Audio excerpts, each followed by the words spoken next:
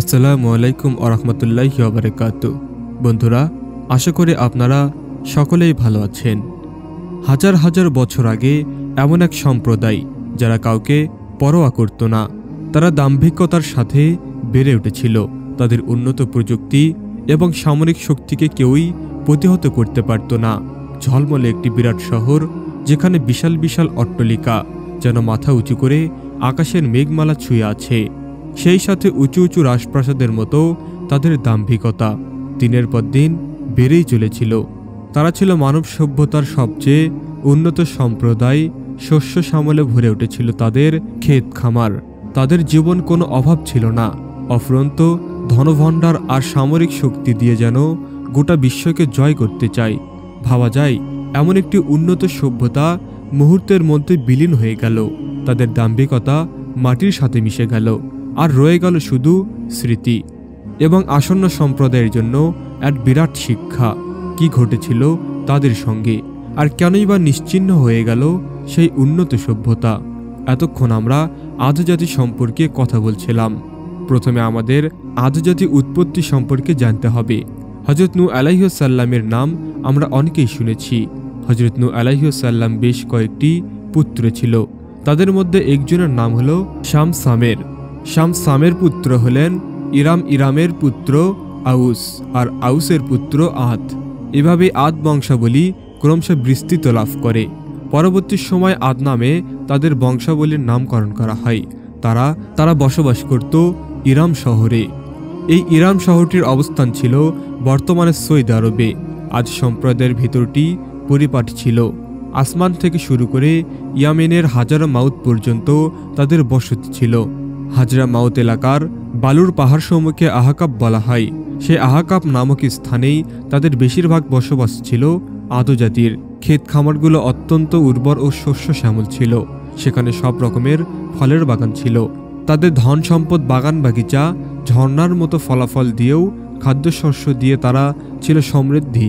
আদম থেকে আদমান পর্যন্ত তাদের ঘোড়া ও উটে পরিপূর্ণ ছিল। এদের হাতের কারুকার্য ছিল অতি নিপুণ এবং দেখার মতো। উঁচু পিলারগুলো মূলত তখন সকলের নজর কেড়ে নেওয়ার জন্য যথেষ্ট ছিল। দৈহিক আকার আকৃতিতেও শারীরিক শক্তি ও সামর্থ্যের দিক দিয়ে আজ জাতিকে মানব ইতিহাসে অনন্য বলে চিহ্নিত করা হয়। এদের সবাই ছিল যেমন সাহসী তেমনি শক্তিশালী। তাদের মধ্যে 400 গজ পর্যন্ত লম্বা মানুষ ছিল, আর বেটেদের উচ্চতা ছিল 70 গজ। তারা 2-3 জন মিলে একত্রিত হয়ে ছোট ছোট পাহাড়কে উল্টিয়ে ফেলতে পারত। সাহস ও শক্তি প্রদর্শনের উদ্দেশ্যে তারা তাদের সাধারণ চলাফেরার পথে প্রসিদ্ধ টিলার ওপর উঁচু উঁচু মজবুত তীব্র স্তম্ভ নির্মাণ করত। অথচ বাস্তব জীবনে এর কোনো প্রয়োজন ছিল না।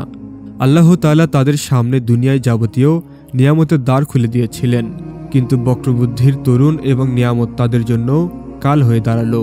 তারা শক্তিমতে মত্ত হয়ে দামি কথার সাথে বলতে লাগলো, কে আছে আমাদের চেয়ে শক্তিশালী? তারা যেন কাউকে গ্রাহ্য করত না। এমনই করে তারা নৈতিক অধপতনের শিকার হলো, এবং যে বিশ্ব প্রতিপালকের নিয়ামতের বৃষ্টি তাদের উপর বর্ষিত হচ্ছিল, তারা তাকে পরিত্যাগ করে মূর্তি পূজায় আত্মনিয়োগ করল। তাদের শরীরের শিরায় উপশিরায় যেন শিরকের বিষ ঢুকে গেছিল। তার সাথে সাথে তাদের মতো বিভিন্ন কুকর্ম ও অপরাধমূলক কর্মকাণ্ড দিনের পর দিন বৃদ্ধি পেতে লাগল। তারা শহরের বিভিন্ন জায়গায় পতিতালয় নির্মাণ করে আমোদ ফুর্তি করতে লাগলো, এবং পুরো আরবের মানুষরা আমোদ ফুর্তি করার জন্য এই শহরে আসত, এবং তারা এখানে প্রচুর টাকা পয়সা ওড়াত। এরপর মহান রব্বুল আলামিন তাদের হেদায়েতের জন্য হযরত হুদ আলাইহিস সালামকে প্রেরণ করলেন। এই প্রসঙ্গে আল্লাহ বলেন, আমি আজ জাতির নিকট তাদের ভাই হুদকে প্রেরণ করেছি। তিনি তাদের বলেন, হে আমার জাতি, তোমরা আল্লাহর ইবাদত করো, তিনি ছাড়া তোমাদের কোনো ইলাহ নেই। তোমরা তো আল্লাহ সম্পর্কে মন গড়া কথা বলে মিথ্যারোপ করেছ। হে আমার জাতি, আমি দাওয়াতি কাজের জন্য তোমাদের কাছে কোনো বিনিময় চাই না। আমার বিনিময় কেবলই তার কাছে যিনি আমাকে পয়দা করেছেন। তবু তোমরা কি বোঝো না? সূরা হুদ আয়াত 50 থেকে 51। হযরত হুদ আলাইহিস সালাম আদ জাতির অন্তর্ভুক্ত ছিলেন। এই কারণে আয়াতে তাকে তাদের ভাই হুদ বলে উল্লেখ করা হয়েছে। হযরত হুদ আলাইহিস সালাম তার সম্প্রদায়কে মূর্তিপূজা ছেড়ে দিয়ে তাওহীদের অনুসরণ করতে এবং অত্যাচার উৎপীড়ন ছেড়ে দিয়ে ন্যায় ও সুবিচারের পথে চলতে দাওয়াত দিলেন। তিনি বললেন, হে আমার কওম, তোমাদের পালনকর্তার কাছে তোমরা ক্ষমা প্রার্থনা করো, অতঃপর তারই প্রতি মনোনিবেশ করো। এইভাবে দিনের পর দিন হযরত হুদ আলাইহিসসালাম আশ্বাসবাণী শুনিয়ে বললেন, যদি তোমরা এরূপ সত্যিকার তওবা ও ইস্তিগফার করতে পারো তবে তার পরিবর্তে পরকালের চিরস্থায়ী সাফল্য ও সুখময় জীবন লাভ করতে পারবে এবং দুনিয়াতেও এর বহু উপকারিতা দেখতে পাবে। কিন্তু তারা বলল, হে হুদ, তুমি আমাদের কাছে কোনো প্রমাণ নিয়ে আসোনি।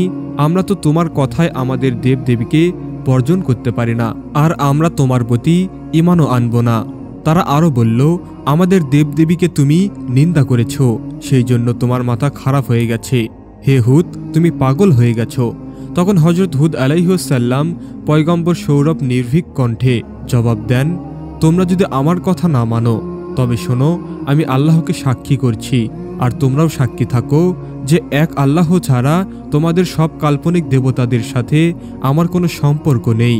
এখন আল্লাহ তাআলা ছাড়া তোমরাও তোমাদের দেবতা সবাই মিলে আমার অনিষ্ট সাধনের চেষ্টা করো, এক্ষেত্রে আমাকে বিন্দুমাত্র অবকাশ দিও না। এত বড় কথা আমি এজন্য বলছি যে আমি আল্লাহ তাআলার উপর পূর্ণ আস্থা ও ভরসা রাখি, যিনি আমার ও তোমাদের প্রতিপালক, পৃথিবীর বুকে বিচরণকারী। এমন কোনো প্রাণী নেই যা তার পূর্ণতা দিন নয়। নিশ্চয়ই আমার পালনকর্তা সরল সঠিক পথে রয়েছেন। সূরা হুদ আয়াত 54 থেকে 56। এরপর তিনি আবারও বললেন, আল্লাহ তাআলার পয়গম্বর, তোমাদের নিকট পৌঁছাবার পরও যখন তোমরা ঈমান আনছো না, তখন তোমাদের এমন কাফের অনিবার্য পরিণত হচ্ছে যে তোমাদের উপর আল্লাহর আযাব ও গজব অবতীত হবে। তোমরা সামনে নিপাত ও নিশ্চিত হয়ে যাবে, আর আমার পাওয়ার অধিকার তোমাদের জায়গায় অন্য জাতিকে পাঠিয়ে এই পৃথিবীতে আবাদ করবেন। কিন্তু হতভাগার দল হযরত হুদ আলাইহিসসালামের কোনো কথাই গুরুত্ব না দিয়ে বলল, তুমি আমার নসিহত করো কিংবা না করো, আমরা কোনো অবস্থাতে আমাদের মত ও পথ ত্যাগ করব না। এই কথা বলে তারা নিজেদের হঠকারিতা ও অবাধ্যতার ওপর অটল অবিচল রইল। মহান রাব্বুল আলামিনের পক্ষ থেকে আযাব নাজিল হলো। 3 বছর পর্যন্ত বৃষ্টি বন্ধ থাকল। এতে তাদের শস্য ক্ষেতসমূহ শুকনো বালুকাময় মরুভূমিতে পরিণত হয়ে গেল এবং বাগান ও শস্য জ্বলে পুড়ে ছারখার হয়ে গেল। কিন্তু এরপরেও তারা শিরক ও মূর্তি পূজা ত্যাগ করল না। তারপর 8 দিন ও 7 দিন রাত পর্যন্ত তাদের উপর প্রবল ঘূর্ণিঝড়ের আযাব আবর্তিত হলো। এই আযাবের ফলে তাদের অবশিষ্ট বাগবাগিচা ও দালান কোঠা ধূলিসাৎ হয়ে গেল। মানুষ ও জীবজন্তুর শূন্যে উঠতে লাগলো, তারপর উপরে উঠে মাটিতে পড়তে থাকলো এবং মরতে থাকলো। প্রথম দিকে তার আল্লাহর আযাব আসতে দেখে মজবুত কেল্লার সংরক্ষিত ঘরে আশ্রয় নিল, আবার অন্যকে মাটির গর্তে করে তার মধ্যে শরীরের অর্ধেকাংশ ঢুকিয়ে রাখল, যাতে প্রবল ঝড় থেকে আত্মরক্ষা করতে পারে। কিন্তু তাদের কোনো প্রচেষ্টাই তাদের আল্লাহর শাস্তি থেকে রক্ষা করতে পারেনি। তারপর কওমের আধার ওপর আল্লাহর কঠিন আযাব, মারাত্মক বৃষ্টি নাজিল হলো। সেই আযাব এতই ভয়ঙ্কর ছিল যে কাফেররা কোনো রকম উপায় না দেখে প্রায় 7 লক্ষ লোক পাহাড়ের গর্ততে আত্মগোপন করে বলতে লাগলো, এখন আর আসন্ন ঝড় তুফান আমাদের স্পর্শ করতে পারবে না। কিন্তু মুহূর্তের মধ্যে ভীষণ বজ্রধ্বনি সহ লাগাতার 8 দিন এমন প্রবল ঝড় তুফান প্রতিবাহিত হলো যে দাম্ভিক আদিত্যর লোকদের দাম্ভিকতা ধূলিসাৎ হয়ে গেল এবং তারাও ধ্বংস হলো। তাদের নির্ভীক মজবুত প্রাসাদগুলো প্রথম ঝাপটায় নিশ্চিত হয়ে গেল। দ্বিতীয়বারে তাদের আশ্রয়স্থল পাহাড়ের গুহাগুলোই ঝর্ণায় প্রবেশ করে তাদের সবাইকে বাইরে উড়িয়ে এনে এমনভাবে আছাড় মারল যে 7 লক্ষ মানুষের দেহ যেন উৎপাটিত খেজুর গাছের মতো নিষ্পাপ অবস্থায় জমিনে পড়ে রইল। তারপর প্রবল বায়ুর তাণ্ডব প্রচণ্ড ধূলিবালি উড়িয়ে সেসব লাশের ওপর এমনভাবে নিয়ে ফেলল তারা তার মধ্যে চাপা পড়ে গেল এবং শেষ পর্যায়ে ভয়ঙ্কর গর্জনে তারা ধ্বংস হয়েছিল। এদিকে হযরত হুদ আলাইহিসসালাম এবং যারা আল্লাহর প্রতি ঈমান এনেছিল তারা একটি কুঁড়ে ঘরে আশ্রয় গ্রহণ করলে আশ্চর্যের বিষয় ছিল এই যে ঘূর্ণিঝড়ের দাপটে বিরাট বিরাট অট্টালিকা মাটিতে ধুলিতে পড়লেও এই কুঁড়ে ঘরটির বাতাস খুব সুসময় পরিমাণে প্রবেশ করত। হযরত হুদ আলাইহিসসালাম ও তার সঙ্গীরা ঠিক আযাবের মুহূর্তেও এখানে নিশ্চিন্তে বসে থাকেন, তাদের কোনো কষ্টই হয়নি।